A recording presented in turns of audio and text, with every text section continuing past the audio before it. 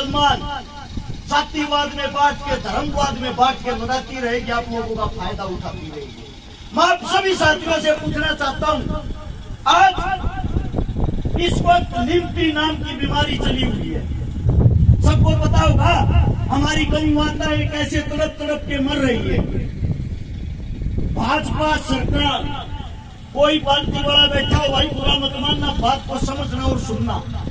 भाजपा सरकार जब 2014 में चुनाव लड़ने आई, उन्हें कहा था गौ माता की रक्षा हम करेंगे। उन्हें करी भी गौ माता की रक्षा। कैसे करी? भारत 20वें नंबर पर था गाय का मीट बेचने में, जिसको बीफ कहते हैं। आज भारत 3रे नंबर पर है। या रक्षा करी। जितनी गायें पहले कटती थी उससे 3 गुना बढ़ गई। आज लिम्पी नाम की जब बीमारी आती है, हमारे देश का प्रधानमंत्री, हमारे देश का राजा बाहर से चीते लाता है। मैं पूछना चाहता हूँ, कहाँ अपने बाप की शादी में लेके जाएगा उनको? क्या कमाएंगे वे? उनके पास इस बात का कोई जवाब है? क्या कमाएंगे उनके लिए वे?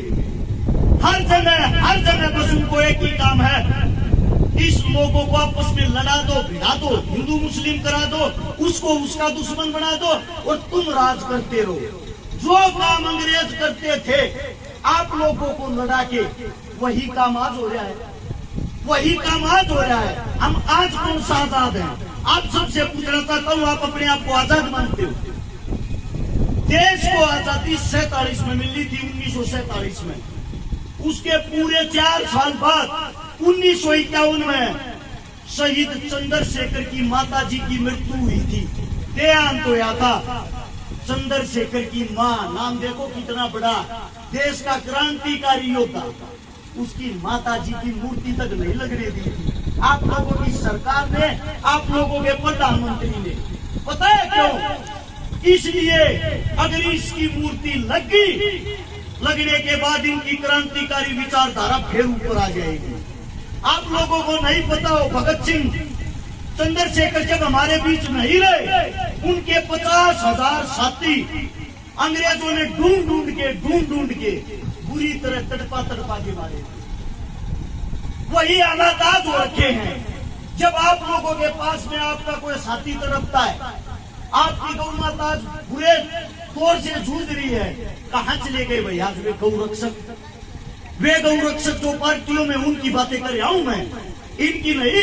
ये जो सदैव अपना कार्य करते आए हैं, जो आज भी संभाल रहे हैं, मैं हर एक पार्टी की बातें कर रहा हूँ। कहाँ है वे पार्टियां? कहाँ है उन पार्टियों के MP MLA? सिर्फ क्या उनको राजनीति करने के लिए और वोट मांगने के लिए गायें याद आती है? कोई मुद्दा बनाना हो, भाई भाई से लगाना हो, तभी गौ माता को उठा लाएंगे। हर टीवी चैनल पे 3 दिन से ये चल रही है खबर, आज चीते ने इतना भाग्या, आज चीते ने इतना भाग्या, आज चीता इतना थोड़े। क्या कमाएगा वो चीता? अगर वो काम आने के लिए लाए होते, काम करो, उसको संसद के अंदर ही छोड़ दो, सारे जितने निकम्मे नेता होंगे सबको खा जाएगा। यार कोई काम होता है देश के लिए? देश को डुगडुगी समझ रहे क्या? कोई भी आओ, बचाओ और चले जाओ। हमारा इंसानियत के नाते धर्म बनता है। आज हमारी गौ माता खतरे में है, तो सबसे पहले सारे काम छोड़ के हम सबका, जो अपने आप को हिंदू कहता, सच्चा हिंदू, उसका फर्ज बनता है। गौ माता से बड़ा उसके लिए कोई फर्ज नहीं। सबसे पहले अपनी गौ माता को बचाएं। आपके घर में 100 रुपए हो, 200 रुपए, 500 रुपए हो, इतने रुपए में आप लोग गरीब नहीं होते। कोई 300 रुपए की दिहाड़ी भी करता है ना, अगर एक दिन की अपनी दिहाड़ी दे देगा, वो गरीब नहीं होता। आप मंदिरों में भी तो दान देते हो, मस्जिदों में भी तो दान देते हो, गुरुद्वारे में भी तो दान देते हो। आज हमारी गौ माता दान मांग रही है, हमारा हक बनता है हम उस गौ माता को दान दे। और सबसे पहले भाई कमेटी वालों को एक बात मैं कहना चाहता हूँ, सबसे पहला दान 5100 रुपए का अपनी जेब से मैं दे रहा हूँ। कोई भी आके स्वीकार कर ले, मेरे मुझसे कोई गलत बात नहीं मिली हो, उसके लिए मैं माफी चाहता हूँ। और पास की गौशाला से शायद कमेटी आई है, कौन सा गाँव? पाड़ी गांव से कमेटी आई है भाई। 5100 रुपये इस गांव को, 5100 रुपये उस गांव वालों को दे रहा हूँ। आपका बच्चा हूँ, आपके बीच कहूँ मैं, कोई नेता मंत्री तो हूँ नहीं। जैसा मेरा जुगाड़ है वैसे आपके चरणों में ये अरदास है, इसको आप प्राप्त करें। और मेरे मुंह से कोई गलत शब्द, कोई गलत बात निकल गई हो, अपना बच्चा, अपना भाई, अपना बेटा समझ के माफ कर दे।